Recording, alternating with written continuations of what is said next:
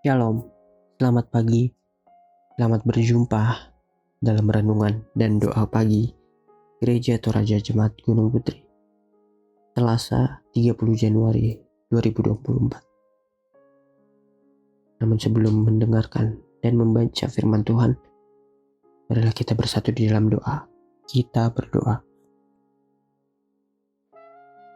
Kembali kami menghadap hadirat-Mu ya Tuhan, untuk senantiasa bersyukur atas nikmat yang telah Engkau berikan pada kami hari ini. Kami boleh bersyukur bangun dengan tubuh yang sehat, Tuhan, tanpa kekurangan satu apapun. Sebentar, kami ingin membaca dan mendengarkan firman-Mu, Tuhan. Kau berkati setiap kami. Kau bukakan hati dan pikiran kami, dan Engkau berikan kami hikmat agar kami dapat menerimanya dengan baik, Tuhan. Inilah doa kami, Tuhan, yang kami bawa dalam anak-Mu Yesus Kristus. Itulah Tuhan dan Juru Selamat kami yang hidup. Haleluya. Amin. Pembacaan firman Tuhan pada hari ini terambil dari Bilangan 22 ayat 22 sampai 28.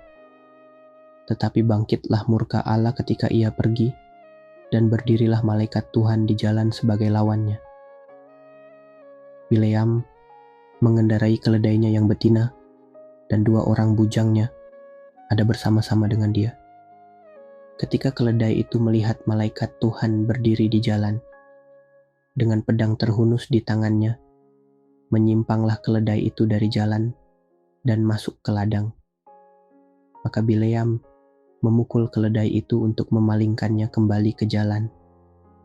Kemudian pergilah malaikat Tuhan berdiri pada jalan yang sempit di antara kebun-kebun anggur dengan tembok sebelah menyebelah. Ketika keledai itu melihat malaikat Tuhan, ditekankannya lah dirinya kepada tembok, sehingga kaki Bileam terhimpit kepada tembok. Maka ia memukulnya pula. Berjalanlah pula malaikat Tuhan terus, dan berdirilah ia pada suatu tempat yang sempit, yang tidak ada jalan untuk menyimpang ke kanan atau ke kiri. Melihat malaikat Tuhan meniaraplah keledai itu dengan Bileam masih di atasnya. Maka bangkitlah amarah Bileam, lalu dipukulnyalah keledai itu dengan tongkat. Ketika itu Tuhan membuka mulut keledai itu, sehingga ia berkata kepada Bileam, "Apakah yang kulakukan kepadamu, sampai engkau memukul aku 3 kali?" Amin, firman Tuhan. Jemaat Tuhan, tema renungan pagi kita hari ini ialah prinsip hidup. Dalam bahasa Toraja yaitu sangka katuoan. Tiap orang memiliki prinsip atau pandangan dalam hidupnya, tentu. Namun persoalannya ialah seberapa besar orang tersebut mampu mempertahankan prinsipnya. Ada orang yang benar-benar teguh mempertahankan prinsipnya, tapi ada juga yang gampang berubah prinsipnya. Dalam kehidupan kita sehari-hari, kita sangatlah akrab dengan hal yang dapat merubah prinsip kita. Contohnya saja seperti uang dan orang berpengaruh. Ironis bukan? Sebab bukankah Tuhan membenci suap dan membelokkan kebenaran? Bukankah panggilan kita sebagai orang beriman ialah untuk hidup dalam prinsip kebenaran Tuhan? Ya, narasi dalam bacaan ini adalah Allah mengizinkan Bileam pergi bertemu Balak. Di sisi lain, Allah tidak senang akan keputusan akhir Bileam yang memilih pergi bertemu Balak. Bahkan Allah sendiri murka dan melihat malaikatnya untuk menghalangi Bileam pergi.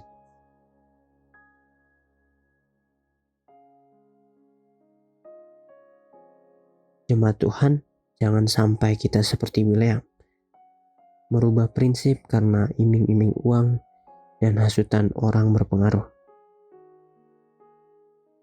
Prinsip sejati kita sebagai orang beriman ialah takut akan Tuhan dan mengusahakan damai sejahtera, bukannya mengutuk kehidupan.